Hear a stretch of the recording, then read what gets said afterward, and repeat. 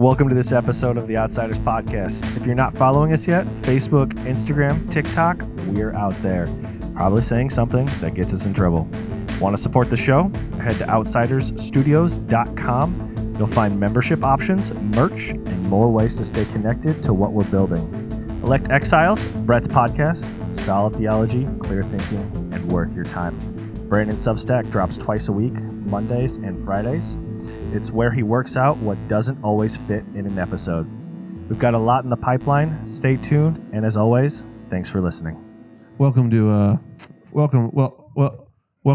Podcast. I'm your host, Branden Woodall. This episode is sponsored by Rapture Proof Bunkers. If you hear the thud, you know it worked. To my left. Still here, Brett Welty. And to my left, Andrew McKinley. To my front, Bryce Armstrong. To my left, Jim Cole. Yes, we are officially sponsored, but it's mostly our new season, which is Apocalypse. we are in a new season. Pretty exciting. So exciting. I feel older. We found numbers, countries, what else? Presidents. Don't worry, we're getting into numerology. Yep. We're not. There's going to be a lot of names that we're going to drop in these episodes, and you've only heard it here. Don't worry, our thumbnail will be definitely clickbait. I hope so. Great idea.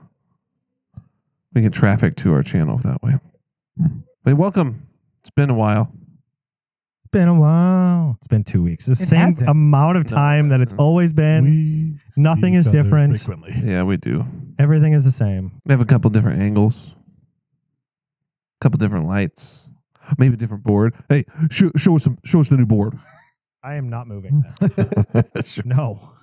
Okay, we'll edit that in. Just a random picture. Hey, play on one of those noises. Okay. There you go. We got a noise. Yeah, we got noises That's now. fun for me. That's the kind of technology we're working with now, folks. Yeah. This is all That's thanks to you. Yeah. Sure. We paid for this Yeah, we ourselves. Yeah. We did. But anyways, well, I'm done. So Oh, okay. if anyone else wants to talk, I feel like we're all like pausing for suspense. I got a thing. Do it. Hey, play Okay. the music. Oh, okay.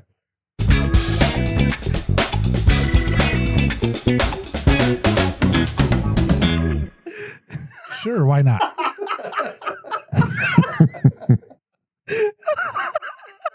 It's much shorter, and that's nice. I'm like Jimmy Kimmel, and you're the band guy. I'm just using stock sounds. Oh, it's do great. do they have labels, or do you just have to remember which I button think is at this point I remember I played with it yesterday, so I think I got it. Okay, nice. Yeah, this one's clapping. Good job. Yep. All right. So we're going to do a little movie trivia tonight. And we're going to talk about movies that pull back the curtain. Ooh, And that'll tie into our show later, I think. it will. So we're going to talk about movies that have this big reveal and you find out it's not what you thought it was. So the first movie, we're going to do a few questions from Truman Show. Never Where seen it. We know from the beginning what's going on, but he doesn't figure it out until pretty close to the end, or maybe middle, I guess. But for those of you that don't know, like Bryce, it's about a guy whose entire life was a TV show, and he finally starts to catch on. Mm-hmm. I think when like a piece of lighting rig falls from the sky and almost kills him, and then he figures out, wait, I've never left town before, and I like stuff keeps getting in my way from doing that, and everyone has these habits, and he finally figures out his life is a TV show. Does everyone else know it's a TV show? Yes. Oh, just not It's him. all actors. Yeah, it's all improvisational actors his whole life. Even his wife, who he's like actually married to, is like an actress. It's, Yeah. Interesting. So Starring Jim Carrey. yeah. I did know it was Jim Carrey. Yeah. Yes. And never and Ed Harris is like the director of the show. And Okay. I don't know who that is. yeah. Oh, you would. Yeah, you would. Sorry. No, Bryce doesn't like good movies. Though, Oh. Do you like planes? Do you like Planes, Fire, and Rescue? I've never heard of it. Apollo 13. I've seen it. He's the mission control guy. With the sweet vest? Yeah. I was Like Mount Rushmore I of was vest maybe wearing. 10 when I saw it. Mount Rushmore of vest wearing. It's got faces on it? No, he's like one of the top 4 greatest to ever do it. Oh. To wear a sweater vest. Napoleon Dynamite. Guys. Yeah. I'm sorry. And You're not. anyway, Please don't let this. All right, anyway, interrupt just a you. little trivia about the cast and crew of Truman Show. So members of the cast had to get in the mindset for like the kind of Leave It to Beaver, Perfect Life kind of, community. And there was a particular artist whose paintings they studied to kind of help them get into character. Do you guys happen to have a guess who that might be? No, because I didn't watch it. I'm going to guess. Yeah, Norman Rockwell. Yeah. Yep. Yes. That's right. You don't have to see the movie to know that. You don't have to- Right. It's Americana. It's classic. Exactly. I don't know who that is. Campbell's soup can? Yeah. Not him. This is the guy with the sunglasses. Yeah. Like, Chip Ware. like he was on like Time Magazine like over and over. Yeah. He also like illustrated stuff for like Sears catalogs. Yeah. If you wanted to like sell Christmas trees, he painted a picture of like the Christmas morning, all the kids opening presents and stuff. Crimbus. Yeah. So the movie was filmed in a real community called Seaside, Florida. It's a planned community, which is like a gated community with no gate. And it fit the aesthetic of the film for 2 specific reasons, and that's that every home in this community had to have 2 things. Can you guess what those 2 things might be? One. Doors and windows. No. White picket. Doors and windows. White picket fence. All right. White picket fence. And well-trimmed grass. You're close. You are half right, at least. So, yeah, they all had white picket fences, and they all have to have an open front porch that like could host like a few guests instead of just having steps up to the door. And every home in that community is strongly encouraged to have that. I'm good at this. Yeah. You are. So, in the movie, Ed Harris plays the director of the film, and Jim Carrey, being the star of the film, never sees him, of the show, not the film, of the show. They never meet in the movie at all.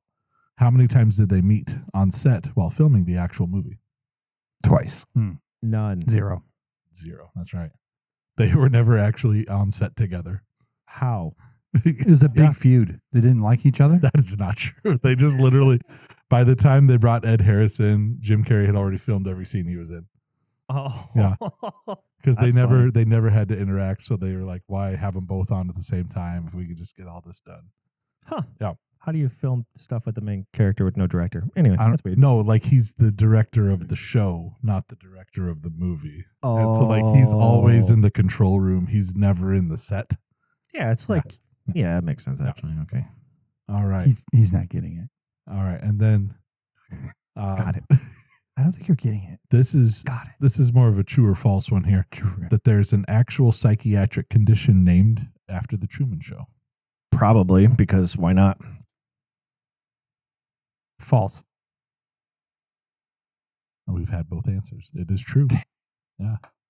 It is. I got one right and you got it wrong. Well, I knew it was true. I just thought I'd just create a little drama. Yeah, it's called Truman Show delusion. Sure. And one man who is suffering from this delusion, he was very Bryce Armstrong? He was so hit with this condition that he climbed the Statue of Liberty, thinking that he could break free from the show by finding his high school sweetheart at the top of the Statue of Liberty. Weird. Spoilers: she was not there. That's the Statue of Liberty. Yeah. All right, that's enough for the Truman Show.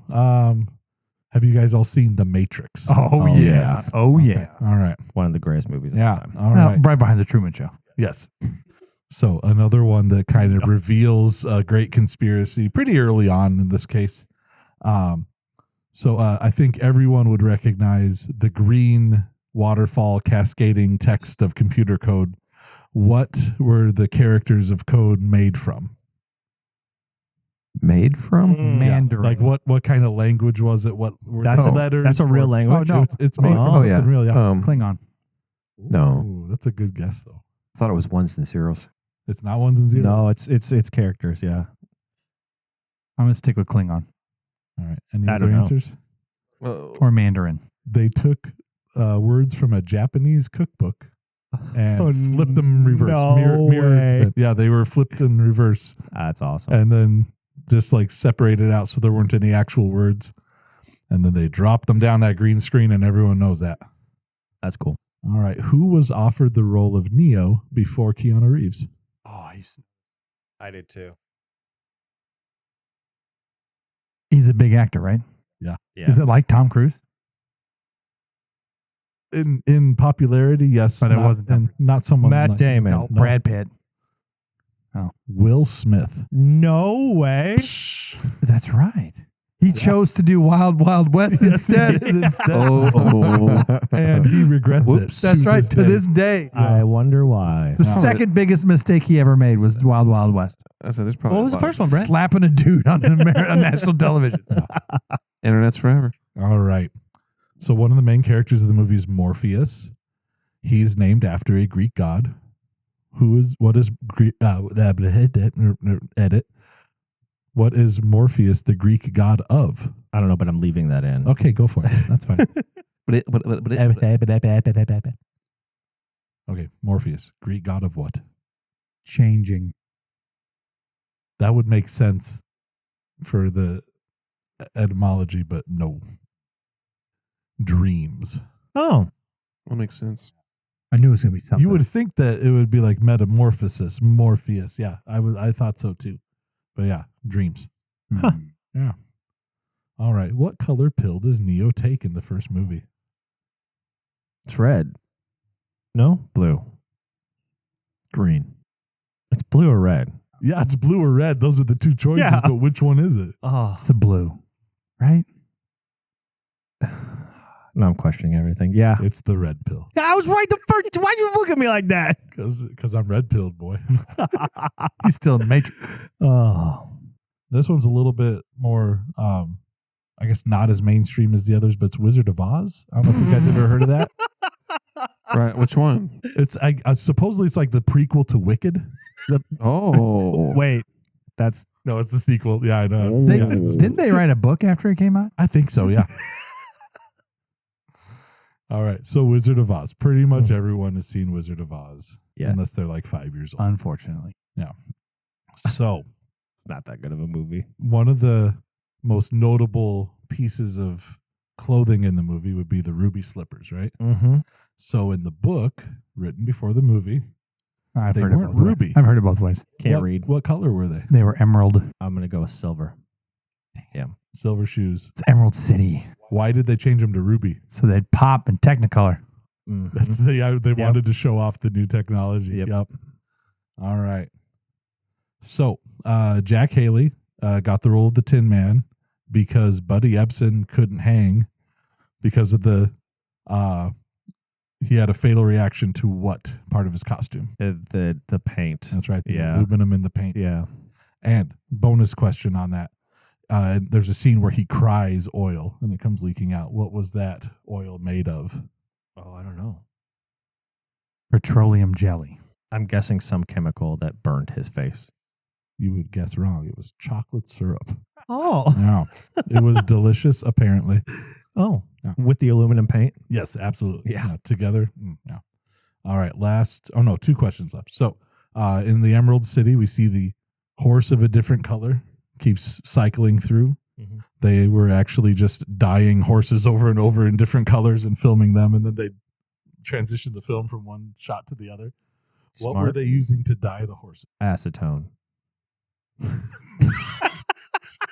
Close. I Right, don't it's know. like straight to the glue factory for you. Everything in that movie was Eat brutal. the horses. Everything they did in that movie was brutal. Yeah, but this Behind was the okay. scenes. They used Jello. Jello Wait packets. a minute, Yeah, what? Yeah, Jello They packets. put dead horses on live horses? What? I mean, I guess a little bit. Yeah, kind of. Soy the greeniest people.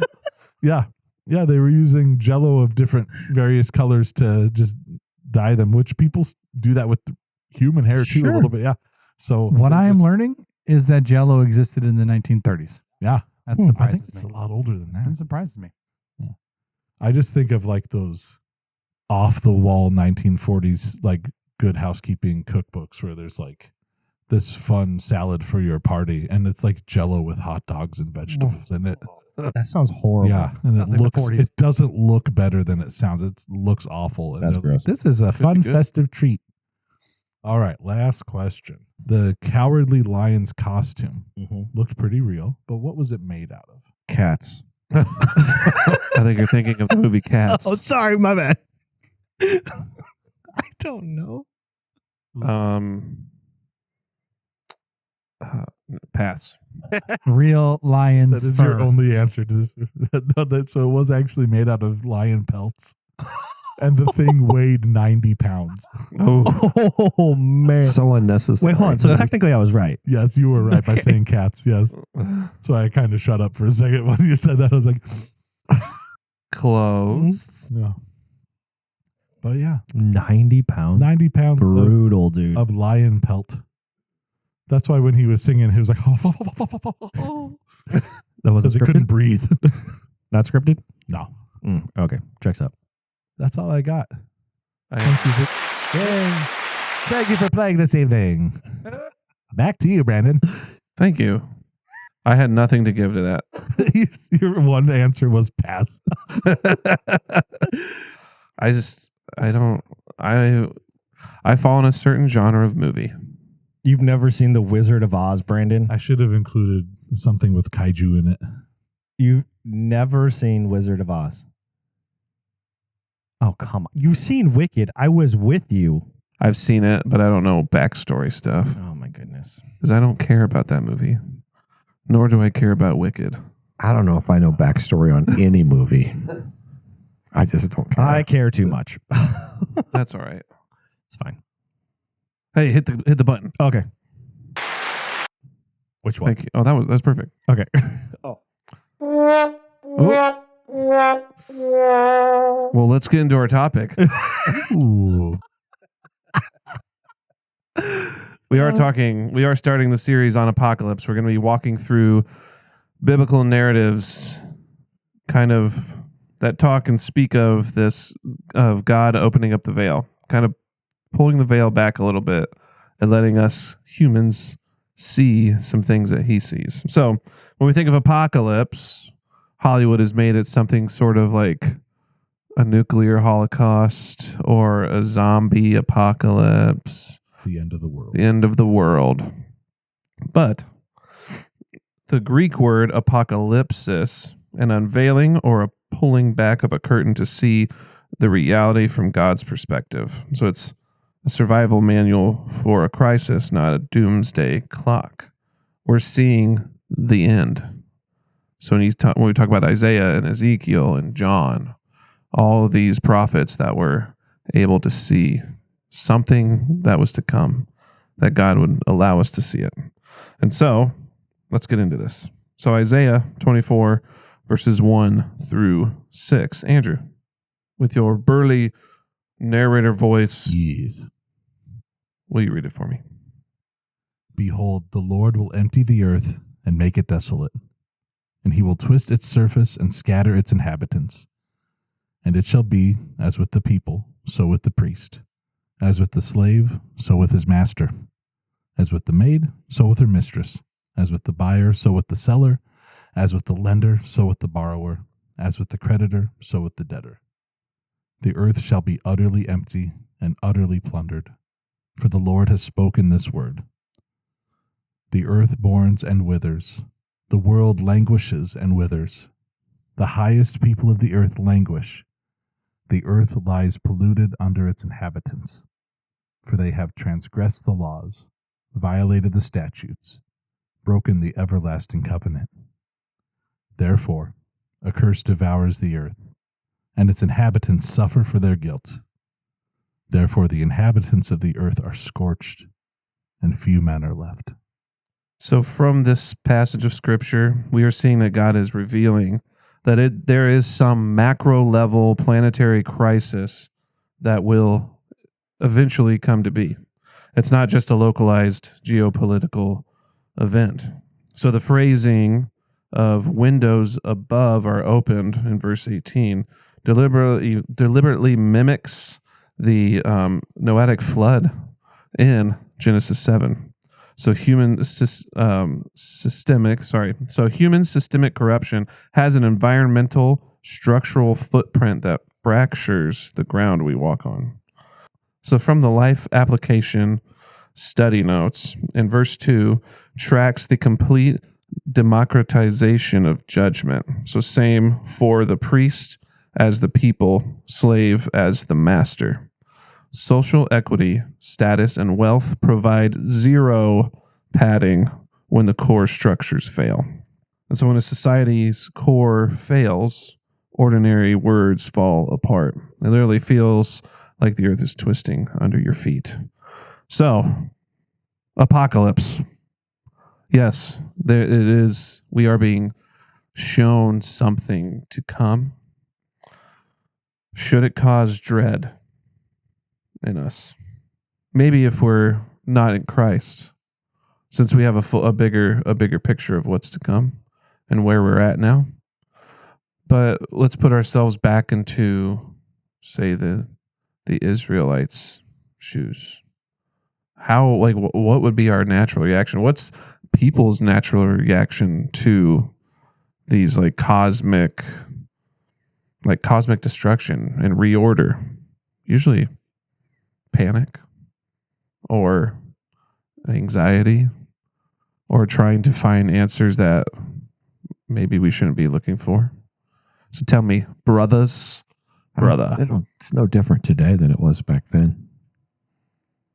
We try to control a situation, whatever it is. I mean, the rapture-proof bunker was a joke at the beginning, but it's kind of also, people are kind of getting there. Getting there? I mean, there's been TV shows about it. Yeah, I know. I'm talking about the rapture-proof part. Oh, I understand. Okay. But yes, no, I mean, people prep because they think they can control the situation, like Jim said, in just being ready to take the hit, as if that hit wasn't God upending the world. It tells us right here why this is going to happen. It's because of our choices of life that are contrary to God. Mm-hmm. And we live that out. The world is telling us something completely different. It's saying because of aerosol or, whatever it might be. But the reality is we can't stop it. Yeah. It's a lot of it's a weird subject to talk about, I think. But it's such a popular subject too. Because for me, if God is the one revealing it, that means we aren't the ones ushering anything in. We're not the ones working out to the end conclusion, right?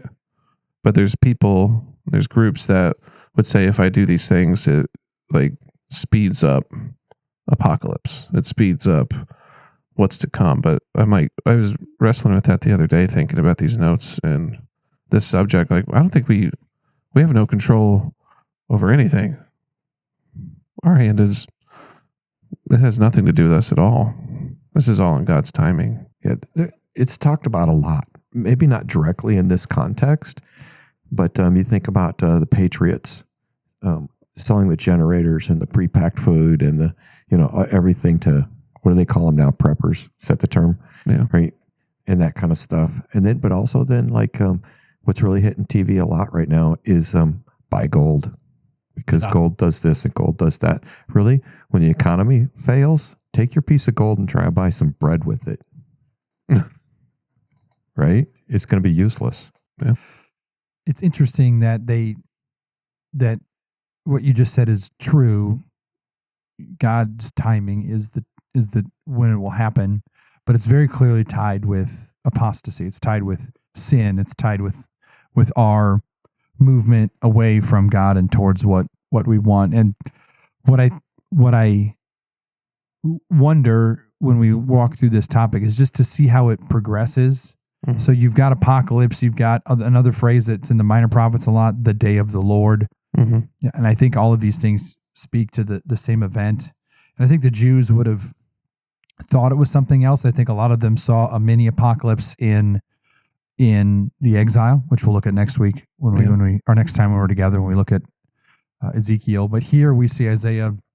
It's often called the mini apocalypse. It's like one of the first times that the Bible reveals that there's this greater plan for creation and how time is going to end, and it's going to be God basically coming in judgment and taking all of this and we know, making it new and being done with it. But to Jim's point, the world says we want to find a way to live forever. The world says, I don't know if it's true, but everyone's, Walt Disney's head is still frozen, hoping that we can find a way to bring it back. I mean, that's the kind of thing that we've got people that are trying to run past death and trying to live forever, and they're trying to, and you've got people in the movements that Jim was talking about that are trying to save the earth. Now, I'm all for saving the earth and stewarding it well, but this thing, if you think the earth is going to be saved, you don't understand how it's going to end, and it's going to end when God says so, and in a moment.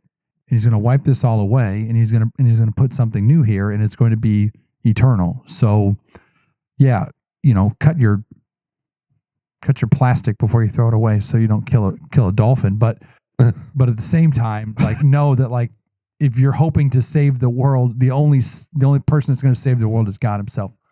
We're not going to do it. Yeah. Well, let's move on to our next subject. So we have an idea of this unveiling. We're seeing some things. We see the negative side of it. We see in some people's case, the negative side, right? We see the complete... It's scary. The scary side. I think it's scary for people. Yeah. We see the part that everything's wiped away. I'm so disappointed we didn't hide something back here. So we just drag it. Good movie material. Yeah. Let's go reignite the sun. Yep. Yeah. Mm-hmm. I absolutely hate apocalyptic genre movies. I think they're awful. I hate them. I refuse to watch them. I hate the way they make me feel. I hate everything about them. They're just so traumatized. The ones where people are living in a dystopian future, dystopian. I hate dystopian television. So it's my favorite. When they fly up to the asteroid to drill a nuke into the middle of it, that's okay. I'm an American, so I love the movie Armageddon. Yeah. Okay, yeah. How dare you even ask that question? I'm just double checking. I was clarifying. Hold the phone. My American. It's on 1 month from the 250th anniversary. You're going to question my love of the movie of Armageddon? Had to Armageddon? Because that is an apocalypse movie, and I was worried. Yeah, no, we're good. Yeah, dystopian. I'd say dystopian. I don't want them to... You're right. Yep. Yeah. This is you did a good service there. I'm worried. Thank you. About you. Dystopian's great. Just barf me to death. I hate dystopian. We're moving on. I can spend 20 minutes talking about this. We're moving on. Can we talk more about dystopian movies and how much I hate them? Yes, we can. That's Book of Eli? That's an extra content thing. That's a fine movie. Gross.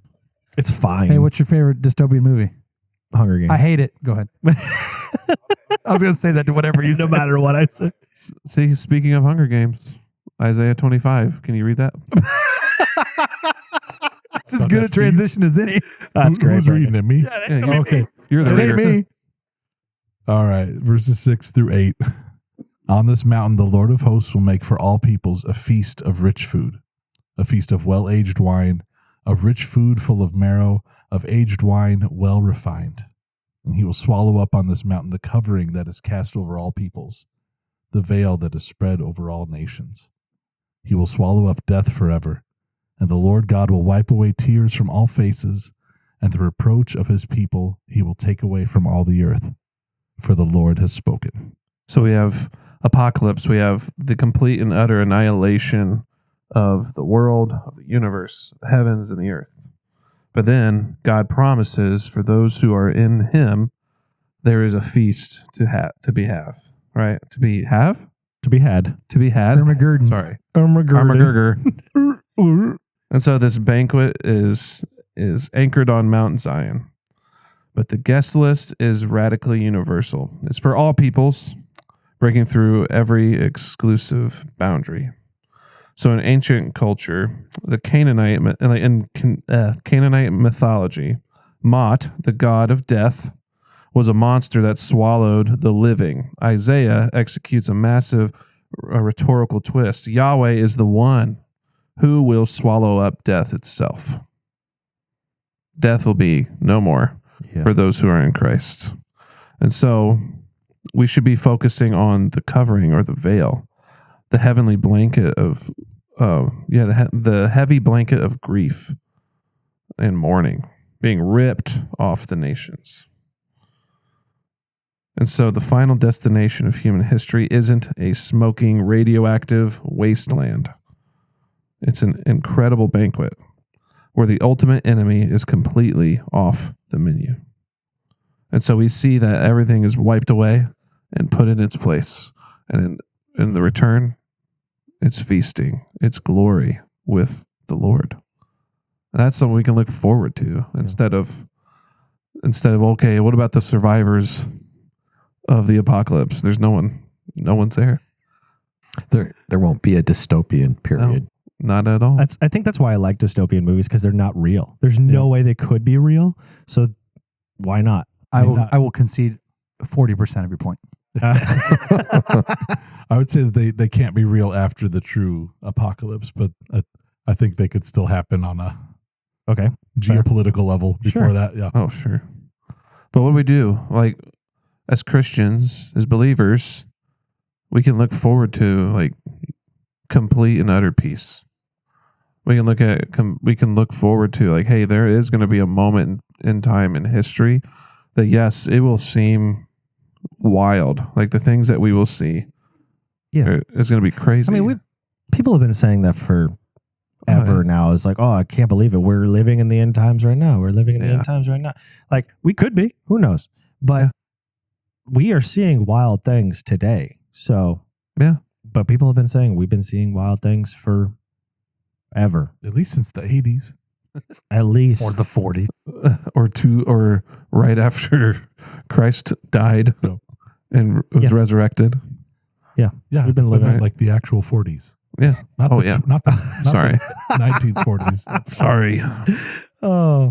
I think what is interesting to me is Isaiah, the language of Isaiah is the language of Revelation. Yeah. The feast is just like the marriage supper of the Lamb at the end of Revelation 19.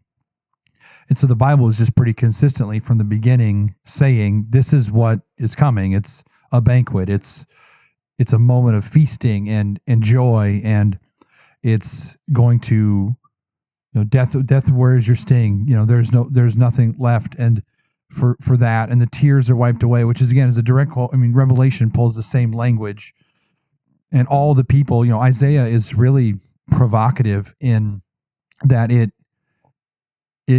talks about the nations. It talks about the servant, the humble servant king, who we know as Jesus, will bring in all of the nations. He'll be a signal for the nations, Isaiah 11. He's going to be the one who brings in both Israel and the nations. And so you get this language of, well, was this after the exile or is this at the end of time? I think the answer is yes. Jesus is, or the message of Isaiah is both you will be brought back from the exile and you're looking forward to a moment like this where you will be fellowshipping with the Lord at a banquet on Mount Zion forever. And I think what's interesting to me is when we talk about this, there's a lot that's going to happen between now and then. And I think it's the lot that's going to happen between now and then where everything goes off the rails. I think as Christians, as I would say conservative evangelical Christian, like we all agree the Lord's going to return and there's going to be a marriage supper of the Lamb. But where I think everybody gets wound up is, what is it going to look like? Are we going to be able to know? Are we in the last days? Are we not? How do we? Are there benchmarks to be looking for? Is it just going to happen in a moment? And I think what happens is we spend so much time in the forest looking at the trees, we forget to zoom out and say, apocalypse is not meant to give you clarity; it's meant to give you faith. That's great. Faith and hope. Faith and hope. It's not about here are the things you need to look for so you know where you are. No, it's you need to trust that God has made promises to you, and it's about faith. It's not about clarity. Revelation and Isaiah 25 do not read like Ephesians. It's different, and for whatever reason, God has chosen to reveal. And I would say this: why not? I mean, if the mind of our God is being exposed to us in some level, how in the world are we supposed to understand it? Yeah. If we could understand it all, there's no need for God. That would be bad news. Bad news. So the reason why, and I think you've got Bible teachers out there that will say, You just need to read Revelation like you read Ephesians. That's bad Bible reading. Yeah. That is not helpful. It's just not the same genre. There's a veil of mystery over it that we as humans have a really hard time comprehending, or at least coming to grips with, right? Like we want the answers. We want something that's, say, like the Sermon on the Mount, like you are blessed if you keep the peace, or if you make peace with people, but with like beasts and trumpets and seals being broken, like that's not very clear. And I think with us, we want clear answers, and we have to have definitive answers, but God don't operate that way. He doesn't have to. Yeah. Like it's mystery, and we should be okay with that. Mm-hmm. It should make us happy. When you like this, in this entire series, you're not going to get definitive answers. Like you're going to get like us trying to like wrestle with it and point you to, hey, God was showing us something. God revealed something to us to put us in more awe of Him, not so I have an answer so I can make a profit off of it. Because that's usually what happens, right? You have these guys that you better buy these bins of like stale food, or you better buy this book that I got revealed personally from God right? About the end times. Mm-hmm. Or you better buy my sermon series on DVD or VHS if that's a thing. Right? It does whether we say Jesus Christ is Lord or not, it does seem to compel us to do something. So what is that something we're going to do? We're going to store away a bunch of stale food, right? There's one individual out there who says, hey, buy my book and you can leave it for the loved ones that were left behind so they can read it and know what happened. I'm like, I'll just write a letter. And I say that sarcastically because people make money on this because people are compelled to do something and they're looking in the wrong places. Yes. And I think that might be the next section. Yeah. So Isaiah 26 verse 3, it says, "You keep him in perfect Now that's a peace." transition. This is It wasn't intentional. It wasn't intentional. When I came up to it, I realized. And then you interrupted. I know. Now you interrupted me. I wanted to stay on brand. Keep going. I wanted to stay on brand. So go ahead. That's good. It's like, hey, too smooth. Too No, smooth. Too smooth. We're not that kind of podcast. You have to Okay. trip. You got to trip Yeah, over now it. go. You're going to sound like we practiced. But Isaiah 26 verse 3 says, "You keep him in perfect peace, whose mind is stayed on you because he trusts in you." Isaiah 26:14 says, "They are dead. They will not live. They are shades. They will not rise. To that end, you have punished and destroyed them and wiped out all remembrance of them." Isaiah 26:19, "Your dead shall live. Their bodies shall rise. You who dwell in the dust, awake and sing for joy, for your dew is a dew of light, and the earth will give birth to the shades." And so the contrast of verse 14 and verse 19. Verse 14, the tyrannical, oppressive empires are dead and won't rise. With verse 19, "Your dead shall live, awake and sing for joy." Tyranny is temporary here, and resurrection is permanent for those who are in Jesus. And so the phrase, "mind is stayed on you," it takes major internal discipline to anchor your brain when everything around you is crashing out.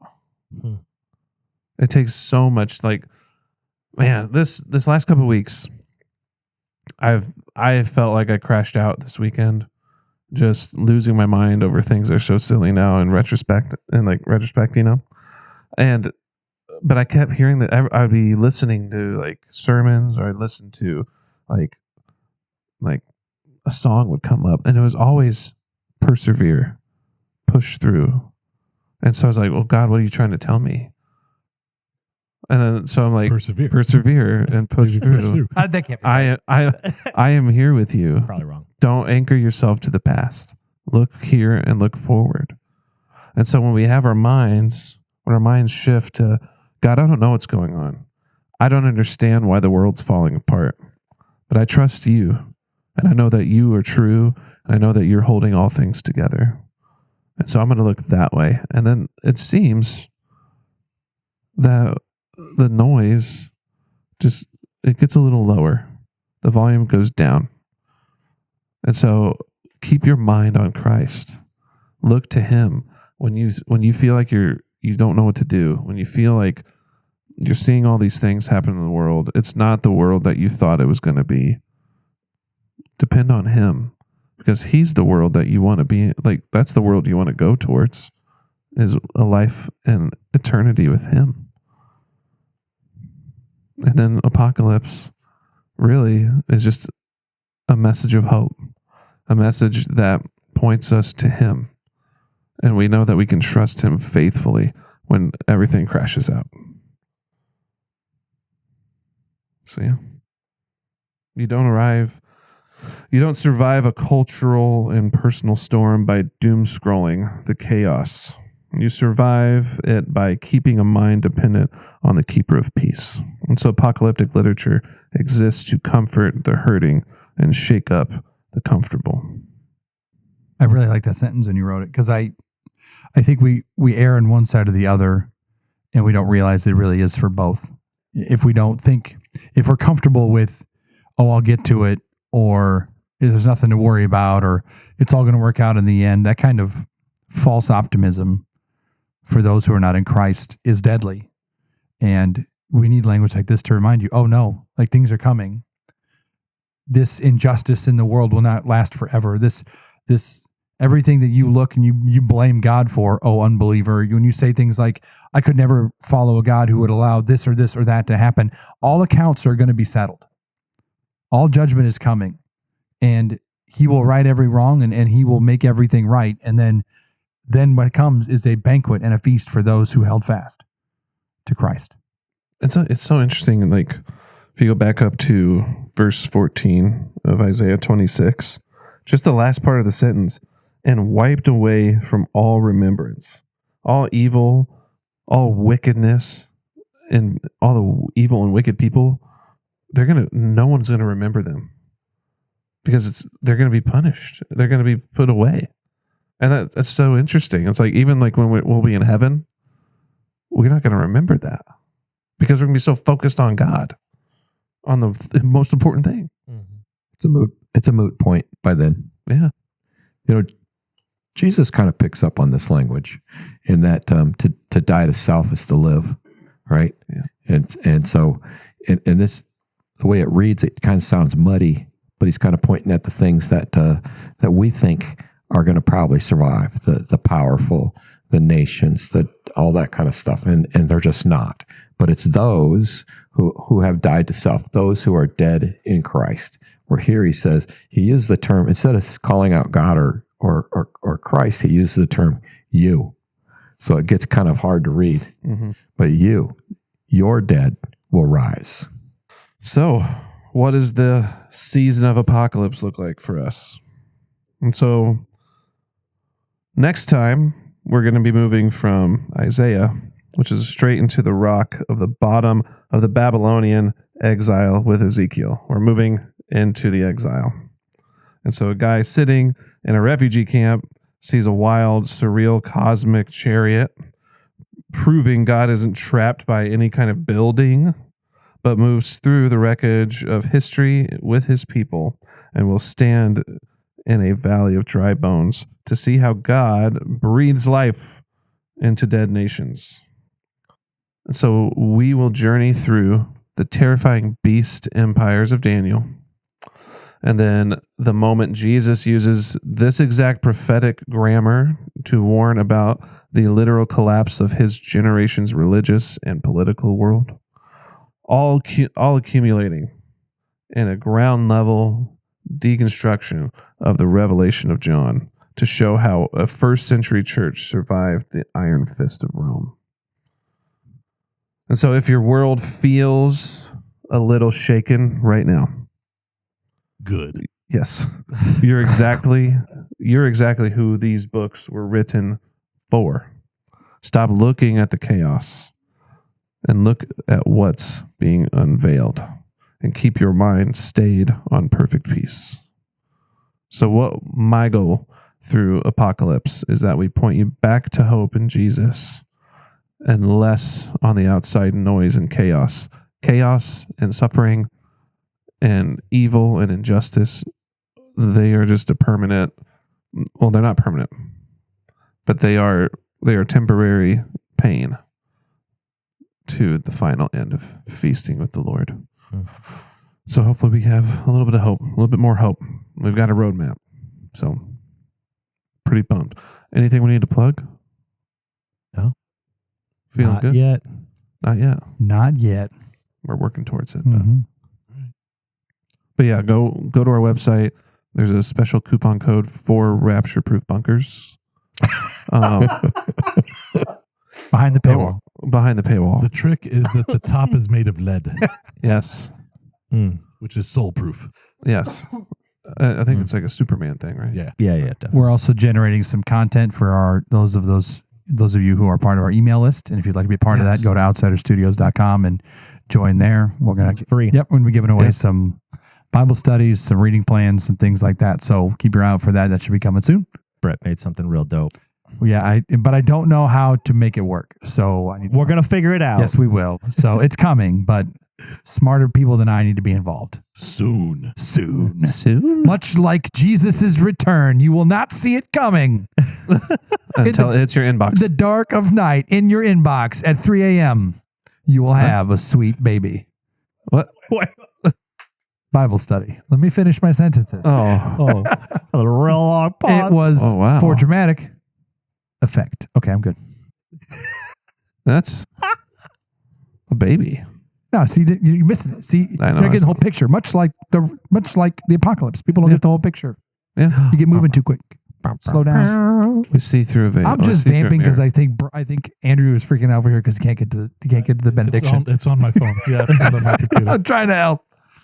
Father, Son, and Spirit, give us a heart to care for those in the margins, to show grace to those who are difficult, and to love all we come in contact with. Amen. Thanks for listening. We love you. This has been Outsiders Podcast, and I'm uncomfortable because this is not normal. The end. Bye. Bye. Bye.